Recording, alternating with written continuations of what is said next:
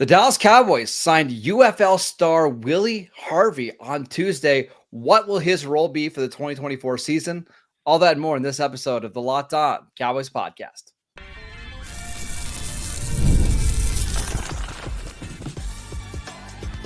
You are Locked On Cowboys, your daily Dallas Cowboys podcast. Part of the Locked On Podcast Network, your team every day. Welcome back to the Locked On Cowboys podcast, part of the Locked On Podcast Network, your team every day. We'd like to thank you for making us your first listen of the day. Today's episode is brought to you by FanDuel. Make every moment more. Right now, new customers can get $200 in bonus bets with any winning $5 bet. That is $200 in bonus bets with any winning $5 bet. Just visit FanDuel.com/lockedon to get started. I am your host, Marcus Mosher. You can follow me on Twitter at Marcus_Mosher. Joining me today, as always, is Landon McCool. Check him out on Twitter at McCoolBCB. Landon, I think the Dallas Cowboys knew that we needed some good news today after the Mavs lost last night in the NBA Finals.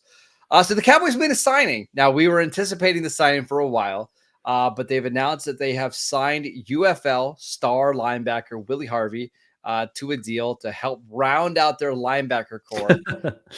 What was your first thoughts when you heard that the Cowboys did indeed sign Harvey? That basically, okay, I feel like we have enough linebackers, right? Like at least enough numbers at linebackers, right? I think that you add him to what is already at least a 7 or 8 deep position. And I think that he is going to come in here and potentially be a guy that's trying to make the roster, a guy that if he does make the roster will be a rotational piece, a special teams player, very likely. It's a kind of upside sell, sort of a free agent signing, right? Where you get a guy, you feel like maybe he's had a little bit better seasoning at the UFL than he did in his 2 years at Cleveland, or I think 3 years at Cleveland, where he only played like 2 games, I think it was. And now maybe you're getting a guy with a little bit more maturity, a little bit more understanding on what it takes to be a professional football player. And I think that this is not a situation where, I think that there's been a lot of talk about Turpin and about all the UFL signings the Cowboys have made and how much success they've had, or Aubrey as well. I don't know that this guy is going to have the kind of impact immediately that those 2 other guys have had, just because those 2 other guys are specialty players in so many ways. Yeah. So I think that this is a guy that is not guaranteed to make the roster.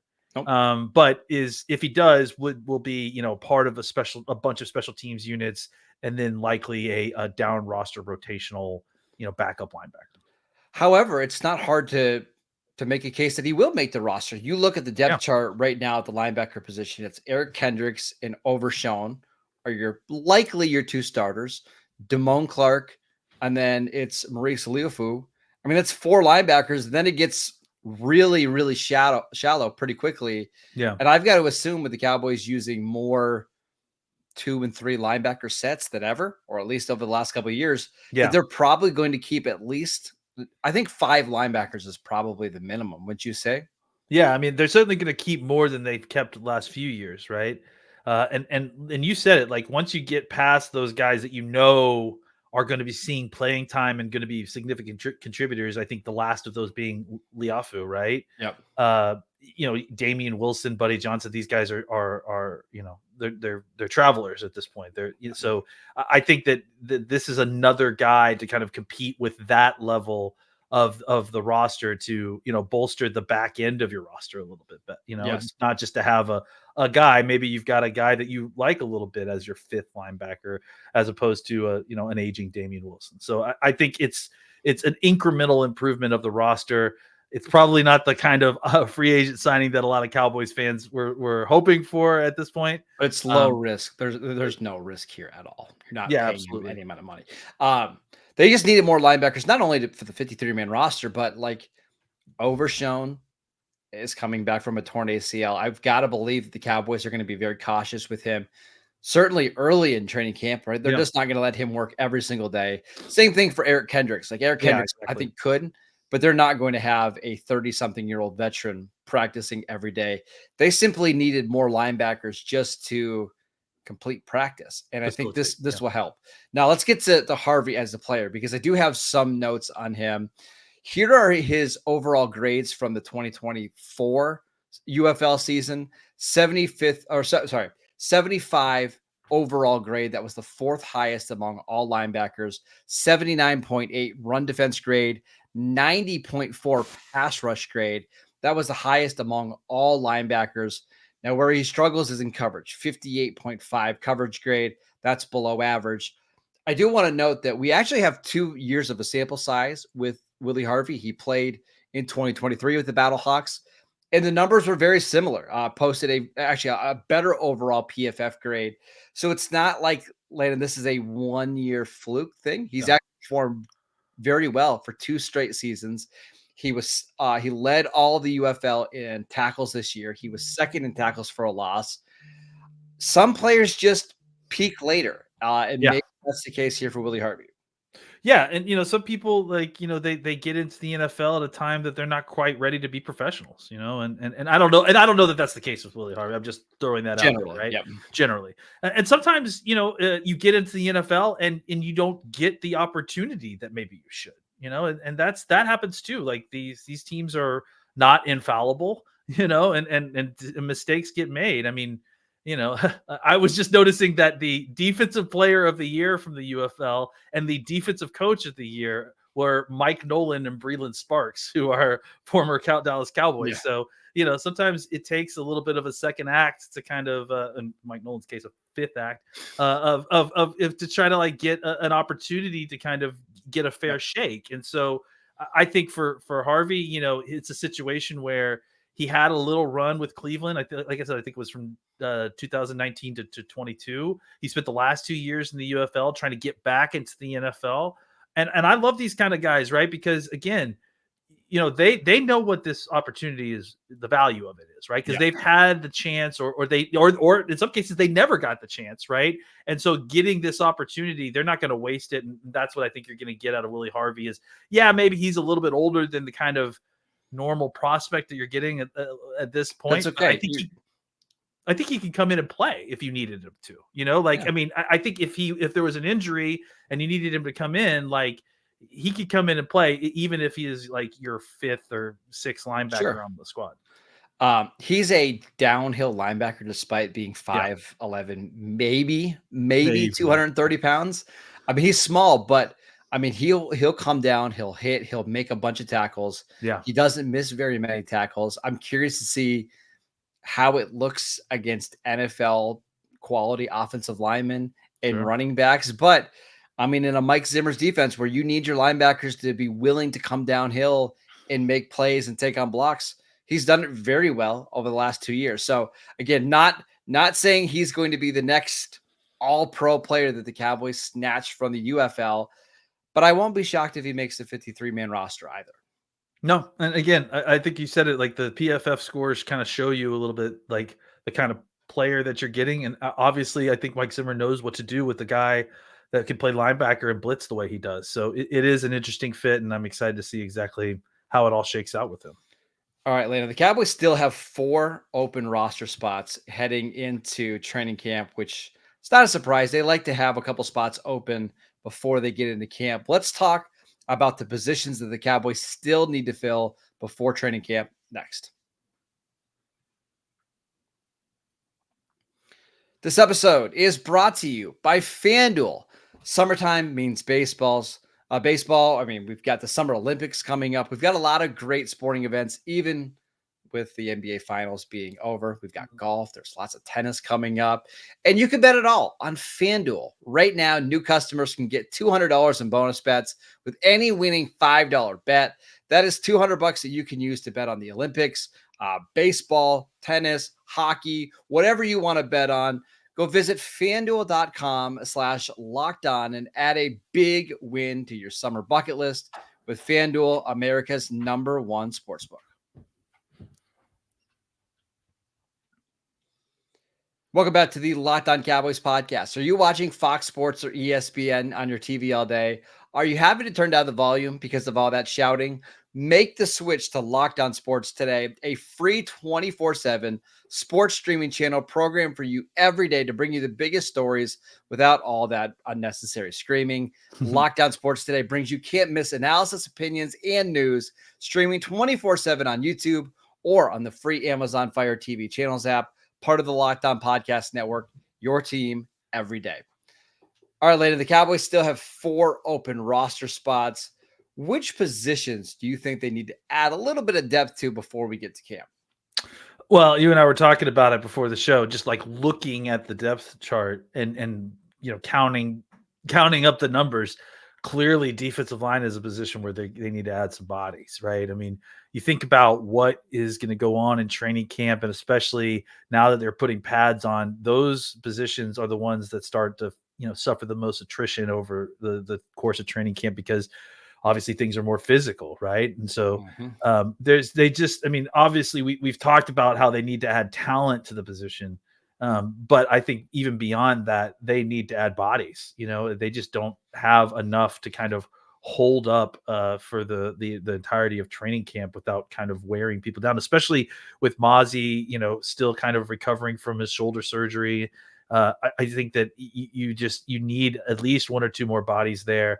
And then I even though they have numbers at running back, it feels like they still could add a running back. It feels like they still could, either make a small trade or sign somebody off the street that would fit. I think that, that's a position that we've been talking about all offseason that they needed to add talent to. And they've done it in some ways, but not quite this, the kind of juice that we had discussed. And I think that that's still a position that is a little bit open for the Cowboys. I definitely think that there are other spots that they could add some bodies.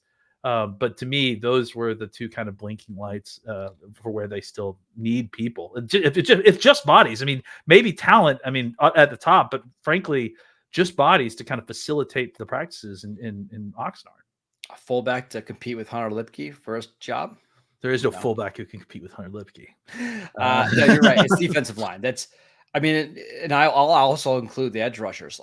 You have Micah, obviously. You have DeMarcus Lawrence, who I think they're going to limit the number of snaps that he does all offseason to keep him fresh. You've got Marshawn Nealon. Is Chauncey Golston a defensive tackle, or is he a defensive end? I mean, he's gonna get about a half dose of each, right? So It's like that means that you're not getting a full dose of. Well, what about Junior Fehoko? I mean, I think similar situation. I wouldn't be shocked, honestly, if we got into training camp and Junior Fehoko is a full-time defensive tackle, or that one of those 2 is a full-time. Well, I agree with you. I actually probably think Fahoku's probably the more likely guy to be the full-time. But if that's the case, they need another edge rusher, and it doesn't need to be a big name player, but I do think they need to grab somebody else. Obviously, Sam Williams is there; he's going to get a lot of reps, but I just think they don't have the depth on the defensive line, certainly at pass rusher, that they've had the last couple of years, where you had Dorrance Armstrong and Dante Fowler, and you just had more bodies there. Yeah, I think they could use another name. And again, it's probably going to be somebody that you've never heard of, just to help kind of fill out the back end of the roster. But I wouldn't be opposed to them looking at, the Cowboys like to look at like former first round picks and former high draft picks and kind of take chances on them at the bottom of the roster. Maybe they'll do something like that again this year. Yeah, I mean, I think, there's 3 players that are kind of in the mix here at the defensive line that we don't really know where they're going to be playing, right? No. Golston, Fehoko. I would throw Tyrus Wheat in there, right? Is he a defensive end? Is he a Sam linebacker? So I think all those guys, where they're going to be playing is going to be important to this conversation. We just don't have that information right now. But even no matter what the answer is to that question, you're going to need another body, right? Even like there's just not enough numbers at the defensive line position in total. So I wouldn't be shocked if, they went out on the street and did a very Cowboys type signing where a guy that was a first round pick that fell out of favor that, needs a second chance. That sounds like a classic Cowboys situation. But I don't know off the top of my head, like who would fit that bill as well as anybody else. Bring back Breeland Speaks. I mean, we just talked about him, right? Like, yeah, I mean, look, I think it makes as much sense as signing Willie Harvey from the UFL, right? Like, he goes into another league and shines and does well. Was obviously someone that they really liked coming out of college. So I think Breland Speaks makes some sense. But there's obviously other guys that are kind of out there. So yeah, there's lots of names. But I think Breland Speaks is a great example of the kind of caliber player that they could add to this roster that just, gives them another body in there so they don't have to waste Marcus Lawrence throughout training camp, or, they can give Mike a little bit of a breather on a couple of reps, and he can come in and give you something, better than just an average guy off the street. Which former first round pick actually looked pretty good in the UFL this year?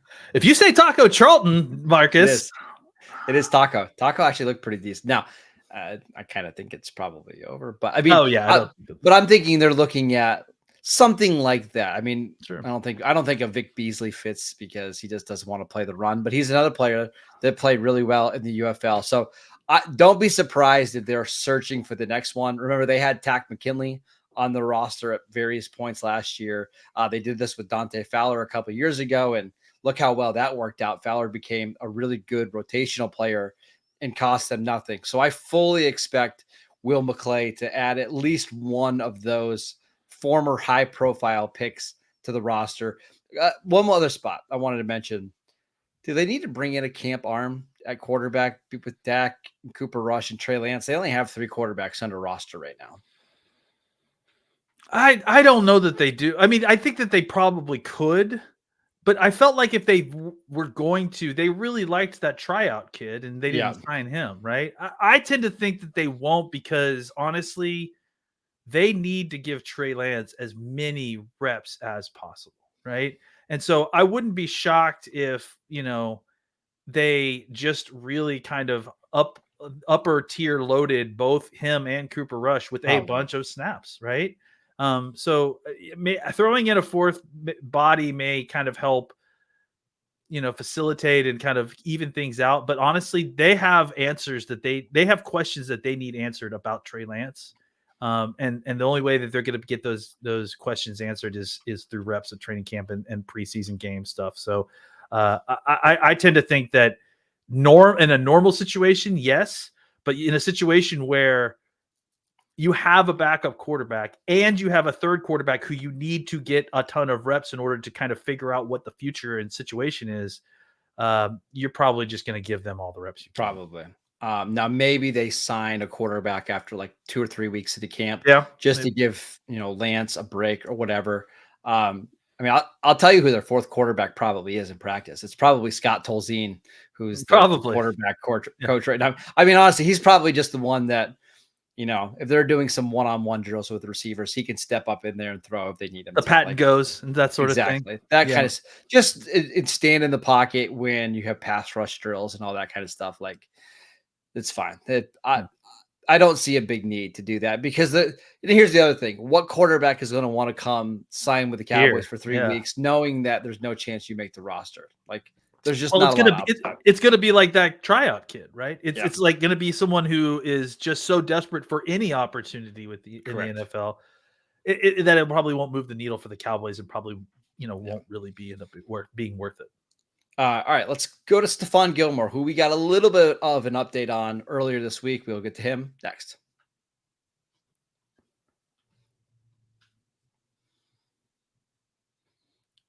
Welcome back to the Locked On Cowboys podcast. Everydayers, make sure you check out the channel on YouTube. We post videos every single day over there. Make sure you're downloading the podcast wherever you get your podcast.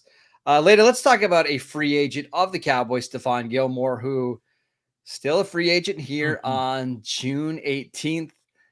We got a little bit of an update from Gilmore. He said he's being patient. He's had a couple teams call. But are you surprised that he hasn't had a bigger market so far? I am in some sense, but in another sense, I do feel like he is kind of a unicorn free agent in a lot of ways, right? Like, he is a top end player who, and really, again, Brandon Cooks is a very similar kind of, situation as far as like their player market, right? Like these are guys that are top end guys who can give you quality reps, but like to move around a lot. So I think, I tend to think that Gilmore knows something that we don't know. And I'm wondering maybe, if Gilmore knows that this is his last year and he wants to make sure it's the right situation. Gilmore's 30, he'll be 34 when the year starts. Yep. And I actually looked this morning because I'm doing a piece for the 33rd team. There are currently 3 active cornerbacks in the NFL who are 31 or older. Stephon Gilmore will be 34 this year. Like, cornerback is just not an old man game right now. Like, the NFL prioritizes youth. I got to believe that Gilmore knows that this is probably the last dance for him. So rather than signing like a 1 year, $9 million deal with the Panthers, he's waiting for the right contending situation to pop up. And he probably knows it's not going to happen now, but if I wait 2 months, it'll be there. Yeah, I mean, I think so, right? Like, I think it's one of those things where I wouldn't be shocked if he was waiting for the Cowboys, and because Possible. he can wait, right? The difference between him and I guess like, a normal street free agent is that first off, he doesn't need to be signed. Like he's made plenty of money. I wouldn't imagine for a smart guy like Stephon, money is not an issue at this point, right? Nope. Like he's made a ton of money. So I would imagine that if this is his last year, that he is going to hold out for a situation that works well for him. I've heard that the Panthers kind of kicked around the tires a little bit. I mean, he clearly didn't seem terribly interested there. I think his buddy is still in the Cowboys uniform. He's still hanging around Dallas a little bit. I just wouldn't be surprised if he wasn't just kind of waiting around for something. I don't know what it is, to kind of present itself, whether it be the Cowboys or another team that is a situation where either he can go to win a Super Bowl or he can go to a situation, a town that he likes or something. He has the kind of rare, situation where he can basically wait and choose to decide what he wants, where he wants to go. And he can also decide not to go anywhere. He can also decide that he can take the year off or just retire if he wants to. So Gilmore has a lot more freedom than kind of a normal street free agent, in the sense that, all those other street free agents need a job. He really doesn't if he doesn't want one. So he can be a little bit picky. I agree with everything you said. I also think there's one of the there's multiple reasons why the market maybe is a little bit cooler on top of the age. Yeah. We've seen his yards per target allowed has gotten worse in 5 consecutive seasons. He doesn't play special teams and he really doesn't play the slot. So you're basically signing him to be an outside cornerback, and that's fine. There's plenty of teams in the NFL that need a starting caliber outside cornerback. But I do wonder if the money is an issue. I mean, he made $10.8 million last year from the Cowboys. I think he certainly lived up to that contract. And with the cap going up, do we think he's going to take a deal that's significantly less than that? I don't think Gilmore is going to come back and sign a 1 year, $3 million deal. I mean, mostly because what's the point at that point? Maybe he'll take 1 year, $8 million. But there is right now more than half of the teams in the NFL have less than $20 million in cap space. So maybe he just hasn't gotten a deal that he's thought that's been attractive enough. And he's now willing to wait the first 2 or 3 weeks of training camp, see if an injury pops up, and then maybe choose his destination that way. Exactly. Yeah. I think, again, a lot of these players can't afford to wait on that kind of thing, right? Like they need to take an offer when they get an offer, right? Gilmore's not that case. If he doesn't want to take a deal that's beneath him, then he doesn't need to. He can wait and see if that, if it gets better because of an injury, like you said, or situations change. Or like I said, he could retire. He doesn't need any of this. So let me ask you this. Do you want the Cowboys to re-sign him? I think I kind of do. I think, the price would need to be right, especially with the way the Cowboys are shopping right now. And I think that all the things that you just mentioned are very legitimate concerns for the Cowboys too, right? Like, they'll run into a special teams problem here if they keep signing folks at positions that are supposed to be playing special teams that don't. So I think that it's a concern. But I also think that you can never have enough cornerback depth, and having a guy like Gilmore who is so adept and has such a deep understanding of coverages, not just like man coverage, but coverage overall, especially coming into a Zimmer system. I just think the fit is really nice. I think it's good as well. I won't be surprised. It seemed like he really enjoyed his time with the Cowboys. Yeah, he did. The money part's going to be hard because if he's wanting the same exact deal that he got last year, I just don't know if the Cowboys, with all the players they still have to pay, are in position to pay Stephon Gilmore $10 million. And maybe that's it. Like maybe the deal that we're not aware of is like, hey, Stephon, we'd love to have you back, but we've got to figure out the CD DAC stuff first before we can even tell you how much we're going to pay you. So maybe that's the situation. Maybe he's waiting to see if that stuff resolves itself.